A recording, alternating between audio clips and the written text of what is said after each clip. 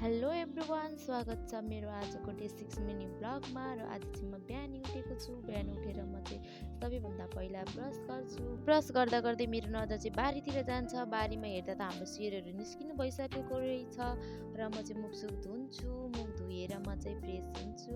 त्यसपछि म चाहिँ बारीतिर हेर्न आउँछु। बारीको हालत चाहिँ यस्तो थियो भने नि छुट्टै थियो। सबै सागहरू मुलाहरू सबै सुँगुरले खाइदिइसकेको थियो र मलाई पनि एकदमै भोक लागेको थियो। राति चाहिँ छिट्टै खाएर सुतेको थियो, त्यसैले एकदम भोक लागेको थियो। राति बजेको बिरयानी म चाहिँ तताउँछु। तताउँदै बाहिर गएर हेरेको त आकृति त स्कुल जानको लागि रेडी भएर नाच्दै रहेछ। उसलाई चाहिँ स्कुल जान एकदमै मनपर्छ र उसलाई पनि मैले बिरयानी दिन्छु।